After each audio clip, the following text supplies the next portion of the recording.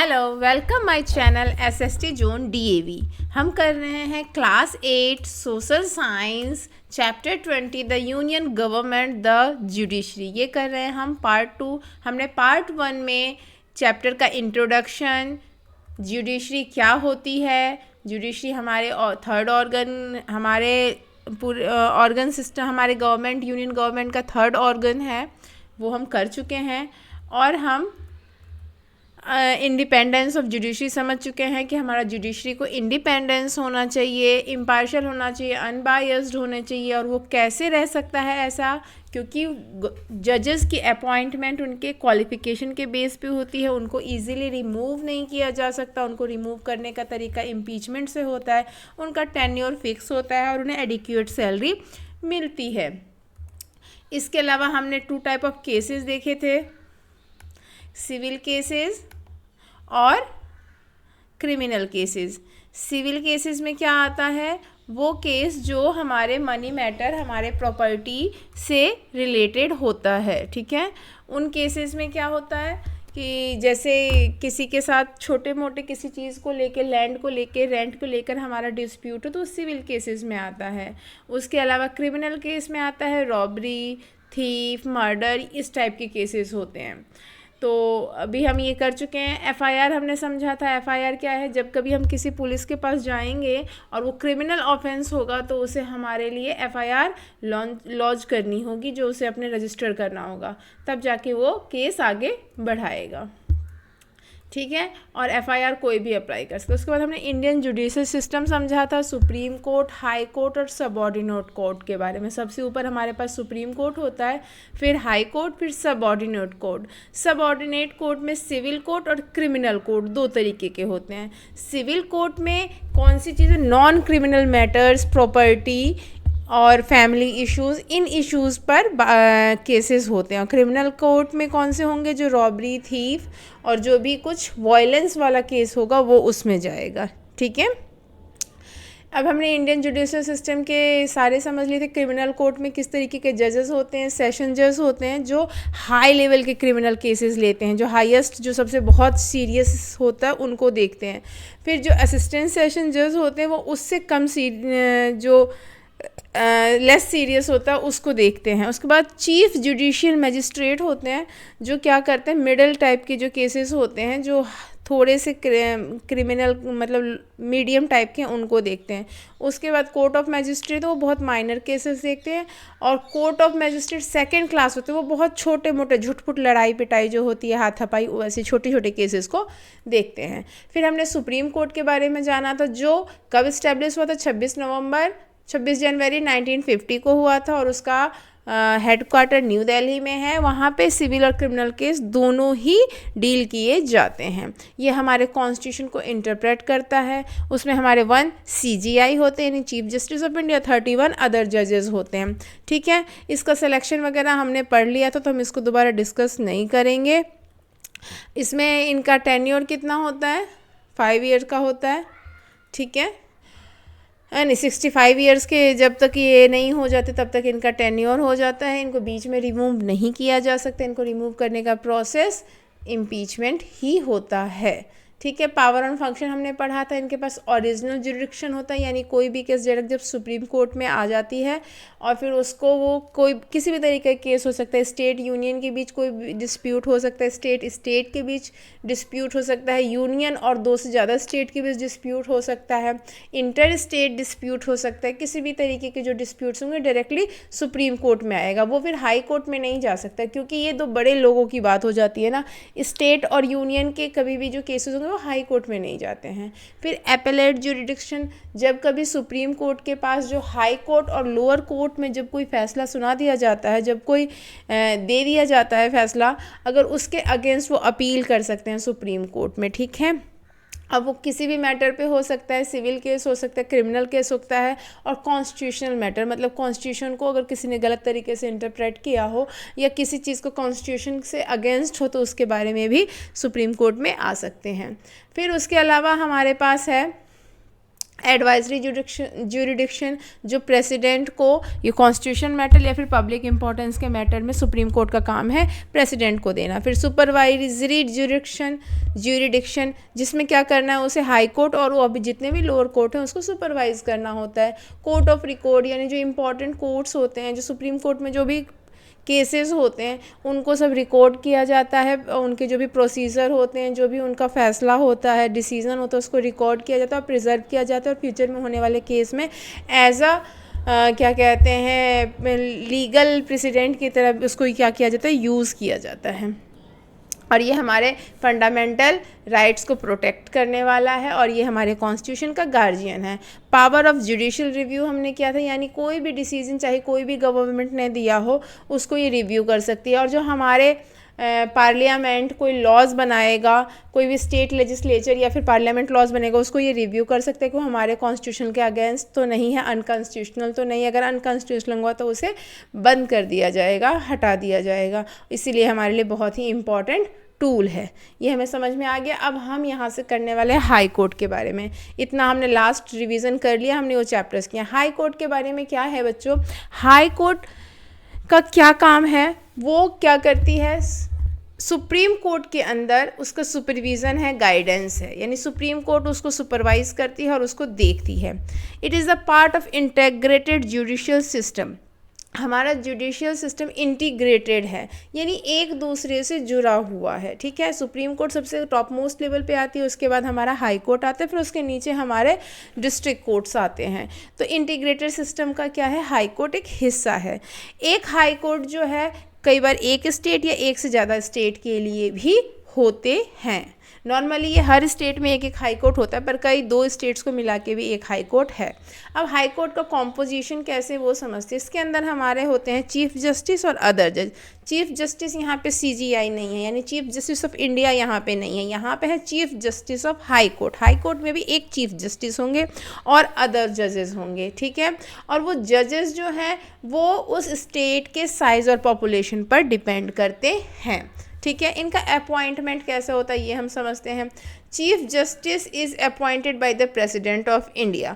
ये जो chief justice हैं इनको कौन अपॉइंट करते हैं, प्रेसिडेंट ऑफ इंडिया अपॉइंट करते हैं। पर कैसे अपॉइंट करते हैं, in consultants with chief justice of India और गवर्नर ऑफ कंसर्न्ड स्टेट। उस स्टेट के जो गवर्नर होंगे और जो चीफ जस्टिस ऑफ इंडिया हैं उनके कंसल्टेशन पर चीफ जस्टिस जो हाई कोर्ट के होंगे उनको अपॉइंट किया जाएगा। इसके अलावा अदर जजेस का अपॉइंटमेंट कैसे होता है, अदर जजेस को अपॉइंट करते हैं प्रेसिडेंट ही, बट किनके एडवाइस पे, chief justice of India, governor of the state और chief justice of concerned high court.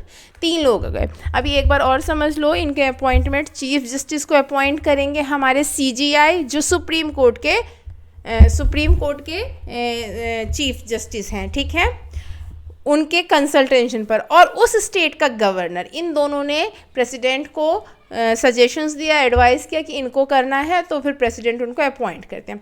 अब अदर जजेस को अपॉइंट करने के लिए ये जो चीफ जस्टिस हमने अपॉइंट कर लिया है उस स्टेट के, वो और उसी स्टेट के गवर्नर और मेन CJI, इन तीनों के कंसल्टेंसी पर या फिर उनके सजेशंस पर प्रेसिडेंट अपॉइंट करते हैं। अगर क्वेश्चन होगा who appointed the chief justice और अदर जजेस, तो appointed by the president, but on advice और ऑन कंसल्टेंसी जो है वो चेंज हो गई। इनमें वो 2 लोग रहेंगे, इनमें ये भी ऐड हो जाएगा, ठीक है। अब क्वालिफिकेशन ऑफ हाई कोर्ट की जजेस की देखते हैं। पर्सन इज एलिजिबल, ही और she is citizen of India. ये आपको अच्छे से पता है, उनको सिटीज़न ऑफ इंडिया होना चाहिए। और क्या होना चाहिए, उन्हें एडवोकेट होना चाहिए हाई कोर्ट में एटलीस्ट 10 ईयर्स के लिए। किसी भी हाई कोर्ट में उन्हें 10 साल उनको प्रैक्टिस करनी होगी, या फिर उन्हें जुडिशियल ऑफिस में उन्होंने जज बन के क्या 10 ईयर्स निकाला हो, तभी वो हाई कोर्ट के जज के लिए एप्लीकेबल हो सकते हैं, ठीक है। इमोल्यूमेंट्स ऑफ हाई कोर्ट जज, उनको क्या क्या मिलता है। Chief justice of high court को 2.5 लाख पर मंथ है, ठीक है, और अदर हाई कोर्ट जज को 2.25 लाख पर मंथ है। और प्रिविलेज इनको मिलते हैं, फ्री ऑफिशियल रेसिडेंस मिलता है, ऑफिस कार मिलता है, और अदर अलाउंसेस जो मिलती है, मेडिकल फैसिलिटी और भी अलाउंसेस इनको मिलता है। जो चीफ सुप्रीम कोर्ट के जजेस की जो एज थी वो थी 65 ईयर। हाँ, यहाँ हमने इसकी तो चर्चा नहीं की है, ठीक है।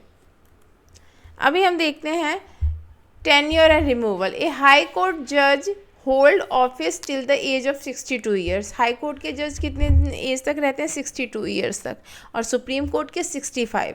रिमूवल कैसे होगा? प्रेसिडेंट के द्वारा होगा, यानी प्रेसिडेंट ही कर सकते हैं। और सेम प्रोसेस इनका भी होगा जैसे सुप्रीम कोर्ट के जज का होता है इम्पीचमेंट प्रोसेस। अब 62 ईयर्स में रिटायर हो जाते हैं, पर ये रिटायरमेंट के बाद ये हाई कोर्ट वाले जो हैं वो सुप्रीम कोर्ट में प्रैक्टिस कर सकते हैं। ए हाई कोर्ट जज में practice in any high court, किसी और हाई कोर्ट में भी कर सकते हैं और सुप्रीम कोर्ट में कर सकते हैं, बट अपने लोअर कोर्ट में ये नहीं कर सकते। ही और शी में भी अपॉइंटेड एज जज ऑफ सुप्रीम कोर्ट, और इनको सुप्रीम कोर्ट के जज भी बनाया जा सकता है। बट ये एक बार अगर हाई कोर्ट चले गए ना तो वो अपने से नीचे वाले लोअर कोर्ट में नहीं आ सकते। पावर और फंक्शन ऑफ हम हाई कोर्ट का देखते हैं क्या क्या है। इनके पास भी एपिलेट ज्यूरिडिक्शन है, जैसा कि हमने सुप्रीम कोर्ट में पढ़ा था। एपिलेट ज्यूरिडिक्शन मतलब क्या है? ये जो छोटे कोर्ट्स हैं, जो डिस्ट्रिक्ट लेवल पे कोर्ट्स हैं, सब ऑर्डिनेट कोर्ट्स हैं, वहाँ से अगर किसी को कोई फैसला आया और वो उसे पसंद नहीं है तो वो हाई कोर्ट में अपील कर सकता है। और हाई कोर्ट में भी सिविल और क्रिमिनल केस दोनों केस सुने जाते हैं, उनके अगेंस्ट डिसीजन दिया जाता है। अगर लोअर कोर्ट के डिसीजन से कोई खुश नहीं है तो हाई कोर्ट में वो अपील कर सकता है। अब आ जाओ ओरिजिनल ज्यूरिडिक्शन। ये क्या है? इसमें भी कई केस अपने आप आए जाते हैं, केस डायरेक्टली हाई कोर्ट में फाइल किए जाते हैं। वायलेशन ऑफ फंडामेंटल राइट, किसी का फंडामेंटल राइट वायलेट होगा तो फिर वो यहाँ आएंगे। इलेक्शन डिस्प्यूट हो जाए मेंबर ऑफ पार्लियामेंट के लिए या मेंबर ऑफ लेजिस्लेटिव, कोई भी इलेक्शन से रिलेटेड डिस्प्यूट होगा तो हाई कोर्ट में जाएगा। Cases requiring interpretation of the constitution, जो काम सुप्रीम कोर्ट कर रहा है कि वो कॉन्स्टिट्यूशन को इंटरप्रेट करे वो हाई कोर्ट भी कर सकता है। अगर हाई कोर्ट को लगता है कि उससे अच्छा इस मैटर पे सुप्रीम कोर्ट इंटरप्रेट करेगा तो कई बार वो केस रेफर कर देते हैं। Matter related to marriage and divorce law will in decreased person, किसी जो विल्स के लॉज मैरिज ये सारे रिलेटेड जो हैं वो भी हाई कोर्ट में डायरेक्ट ये केस आ सकते हैं। ठीक है। अब पावर ऑफ जुडिशियल रिव्यू, जिस तरीके से सुप्रीम कोर्ट के पास जुडिशियल रिव्यू थी ऐसे इसके पास भी है। ठीक है। हाई कोर्ट क्या कर सकती है? उसको दोबारा से रिव्यू कर सकती है, जो डिसीजन उनके जो लोअर कोर्ट्स हैं उन्होंने दिया है वो भी कर सकती है। फिर ये क्या कर सकती है? ट्रांसफ़र कर सकती है अपने केसेस को खुद से सुप्रीम कोर्ट के पास। वो कैसे ट्रांसफ़र कर सकती है? अगर उसे लगता है कि ये केस कॉन्स्टिट्यूशन से रिलेटेड है तो वो उसको क्या कहते हैं सुप्रीम कोर्ट को दे सकती है। उसे लगता है कि कॉन्स्टिट्यूशन का इंटरप्रेशन ये हमसे ज़्यादा अच्छा कर सकता है तो दे सकती है। कई बार उसे लगता है कि ये केस जो है बहुत ही सीरियस मैटर का केस है तो ये सुप्रीम कोर्ट को रेफ़र करना चाहिए तो कर सकती है। नहीं तो कई बार जब दूसरी पार्टी होती है जो जिनके अगेंस्ट डिसीज़न लिया है वो अपील करते हैं कि उन्हें सुप्रीम कोर्ट में अपील करना है तो भी ये सुप्रीम कोर्ट को रेफ़र कर देती है। उसके बाद है सुपरवाइजरी ज्यूरिडिक्शन। इनके पास सुपरवाइजरी ज्यूरिडिक्शन होता है, यानी ये अपने से अंदर जितने भी स्टेट्स के सबऑर्डिनेट कोर्ट्स हैं उसको सुपरवाइज करती है, उसको कंट्रोल करती है, उसको गाइडेंस देती है और सुपरविज़न रहता है उसका हरदम हाई कोर्ट का कि वो किस तरीके से वर्क कर रही है। ठीक है। इंडिया के पास अभी 28 स्टेट्स हैं, बट हमारे पास हाई कोर्ट के नंबर्स जो हैं वो सिर्फ 25 हैं। पंजाब और हरियाणा जो हैं उन स्टेट्स में एक ही हाई कोर्ट है, और चंडीगढ़ एक यूनियन टेरिटरी है, उसका हाई कोर्ट भी पंजाब और हरियाणा का कॉमन हाई कोर्ट ही है। दिल्ली एक यूनियन टेरिटरी है, फिर इसके पास भी अपना हाई कोर्ट है। अब हम समझते हैं लोक अदालत क्या है। लोक अदालत का मतलब होता है पीपल्स कोर्ट, यानी लोगों का कोर्ट। ये लोक अदालत हमारे इन सिस्टम से थोड़ा सा डिफरेंट है। लोक अदालत क्या है? ये हमें स्पीडी और इनएक्सपेंसिव जस्टिस देते हैं। अगर हम इन अदालतों में गए हैं तो हमें एडवोकेट की ज़रूरत होगी। ये एक एक्सपेंसिव तरीका बन जाता है जिसमें हमें पैसे खर्च करने होंगे और रिज़ल्ट भी लेट आएगा। बट लोक अदालत में क्या है? हमें जल्दी फैसला मिल जाता है और हमारे लिए ये ज़्यादा एक्सपेंसिव भी नहीं होता। लोक अदालत में नॉर्मली कुछ सिंपल केसेस जाते हैं जहाँ क्या है दोनों पार्टीज़ जो है अपनी मर्ज़ी से जाएंगे। एक पार्टी जाएगा तो नहीं होगा, दोनों पार्टी अपने मर्जी से वहाँ पे जाएंगे कि हमें लोक अदालत में ही केस को समेटना है तो वो जा सकते हैं, यानी म्यूचुअल अंडरस्टैंडिंग के साथ केस को सॉल्व किया जाता है। A Lok Adalat in Delhi settled about 150 case on the first day. एक दिन में उन्होंने 150 केस करे, यानी दो आदमियों के बीच किसी छोटे सी चीज़ को लेकर विवाद है कि तुम्हारा ज़मीन मेरा ज़मीन, तो वहाँ पे अगर इन डिस्प्यूट्स को बातचीत के ज़रिए जो सुलझा लिया जाता है तो वैसे केसेस लोक अदालत में जाते हैं। ठीक है, लोक अदालत का मेन जो है, यहाँ पे किसी को वैसा पनिशमेंट नहीं दिया जा सकता कि आपको जेल हो जाए या फिर आप इतना वो करो, इस तरीके के बड़े पनिशमेंट्स नहीं दिए जाते। ये बेसिकली म्यूचुअल एग्रीमेंट और म्यूचुअल अंडरस्टैंडिंग पर इनके फैसले लिए जाते हैं। ये ऐसा इसलिए किया जाता है ताकि जो सुप्रीम कोर्ट या फिर और जो हमारे कोर्ट्स हैं सबऑर्डिनेट, उनके पास जो वर्क प्रेशर है उसको कम किया जा सके और लोगों को भी फैसला जल्दी मिल सके। Normally presided over by a retired, इसमें कौन होते हैं, जो जज रिटायर हो गए होते हैं वो इन चीज़ों को देखते हैं। The disputing parties present their case themselves, इसमें कोई वकील नहीं चाहिए। ये जो जिन दो पार्टीज़ के जिन दो लोगों के बीच में डिस्प्यूट्स है वो खुद अपने आप को प्रेजेंट करते हैं। नो एडवोकेट और pleader is allowed to argue the case. ठीक है, इन केसेस को आर्ग्यू करने के लिए कोई प्लीडर या एडवोकेट नहीं चाहिए, फॉर्मेलिटी वाला काम नहीं चाहिए। नो विटनेस आर एग्जामिन्ड, यहाँ कोई विटनेस भी एग्जामिन नहीं होगा। Disputes are settle through compromise mutual agreement on the spot ही डिसीजन होगा, कॉम्प्रोमाइज से होगा, म्यूचुअल एग्रीमेंट से होगा कि दोनों लोग बात मान लें और फैसला हो जाए। अब लोक अदालत की शुरुआत कहाँ से हुई थी? लोक अदालत के लिए जस्टिस P.N. भगवती, जो former chief justice of India हैं, इन्होंने इसकी शुरुआत की थी। ठीक है, ये ग्राम पंचायत से इंस्पायर्ड है और इसको महात्मा गांधी की फ़िलॉसफी से भी माना जाता है, क्योंकि महात्मा गांधी जो थे ना वो ग्राम पंचायत को बहुत ही इम्पोर्टेंस देते थे और उनकी छवि इसमें आती है। ये किस चीज़ तरीके से अच्छा है, ये सेव करता है टाइम को, कॉस्ट रिड्यूस करते हैं और सेटल डिस्प्यूट पीसफुली। जब दो पार्टी किसी एक चीज़ के लिए एग्री हो जाएगी तो पीसफुली ही होगा ना। इंपॉर्टेंस है लोकसभा का, help in quick settlement of case का क्विक सेटलमेंट होता है। रिड्यूसिंग कोर्ट ब्लैक लॉग, यानी कोर्ट के पास कितने सारे केसेस की वो लग जाती है कि बट इतने सारे केसेस लगे हुए, उसको ये क्या करता है, बैकलॉग यानी पीछे से कम कर देता है, सेविंग टाइम एंड मनी, और लोगों का टाइम और मनी दोनों बचाता है। अब हम जानने वाले public interest litigation. Public interest litigation क्या है? पब्लिक इंटरेस्ट लिटिगेशन है कि ऐसे टॉपिक्स जो लोगों के इंटरेस्ट के लिए हो, पब्लिक के इंटरेस्ट को प्रोटेक्ट करने के लिए हो।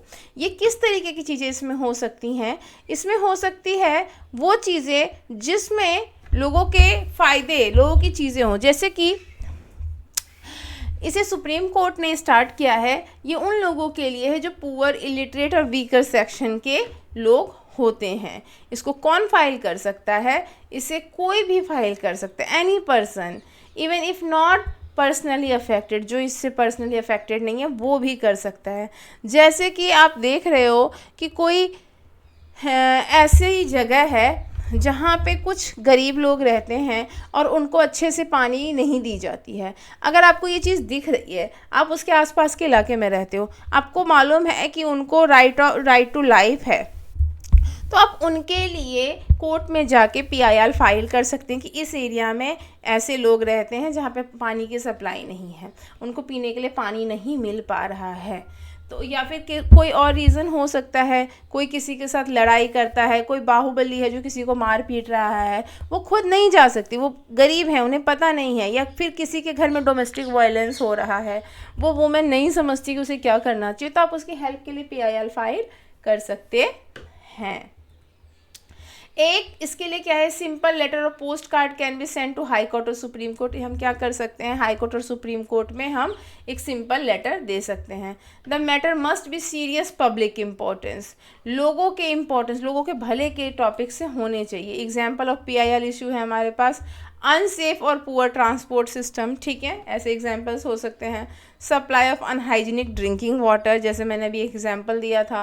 एक्सप्लॉयटेशन ऑफ चिल्ड्रन और वुमेन, ये एग्जाम्पल भी मैंने दिया था वुमेन के लिए। और ये छोटे छोटे ऐसे एग्जाम्पल्स हैं जो पब्लिक इंटरेस्ट के लिए जो होने चाहिए। तो आपको समझ में आया पब्लिक इंटरेस्ट लिटिगेशन क्या है, जो पब्लिक के फ़ायदे के लिए हों, यानी पब्लिक का भला करने के लिए हो। इसका मकसद क्या है? प्रोटेक्ट करना उनके राइट्स को। इसको सुप्रीम कोर्ट ने इंट्रोड्यूस किया। इससे किन लोगों का फ़ायदा होगा? पुअर का, इलिटरेट का और वीकर सेक्शन का, जो खुद से अपने आप को कोर्ट में अप्रोच नहीं कर पाते हैं। ठीक है, अभी हमें ये मालूम चल गया इसे कौन कौन फाइल कर सकते हैं। कोई भी कर सकता है जो इससे सफ़र है, जो इसका विक्टिम है वो भी कर सकता है, और कोई दूसरा आदमी भी कर सकता है। ठीक है, अब इम्पोर्टेंस ऑफ PIL क्या है? Courts take up the case if it is convince that it is of public importance. Court क्या कर लेगा? इसको केस बनाएगा जब उसे ये लगेगा कि पब्लिक इम्पोर्टेंस का है। ये क्या है? Help the poor, illiterate, ignorant, provide legal help to millions, has corrected many social wrongs. ठीक है, considered a boon for the common man. Common man के लिए एक वरदान जैसा है, जिसके फ़ायदे के लिए ये बनाया गया है। यानी कई चीज़ें हैं जिसके बारे में गवर्नमेंट खुद से नहीं देख पाती है कि यहाँ ये चीज़ गलत हो रहा है, या ये हमारे सुप्रीम कोर्ट, हाई कोर्ट्स भी यहाँ तक नहीं पहुँच पाती है। ऐसे में कोई भी आदमी जिसे समझ में आता है कि ये हमारे कंट्री के लिए अच्छा नहीं है, वो इन चीज़ों को इनकी नज़र में, इनके कंसिड्रेशन में ला सकते हैं, और उसके अगेंस्ट जो काम गलत कर रहे हैं उनके अगेंस्ट क्या हो सकती है? कोई भी जो भी लिटिगेशन वाले जो तरीके हैं वो अपनाया जा सकता है। हमारा चैप्टर यहाँ ख़त्म हो गया। थैंक यू, और नेक्स्ट चैप्टर के लिए आप लोग मुझे कमेंट करें। Thank you.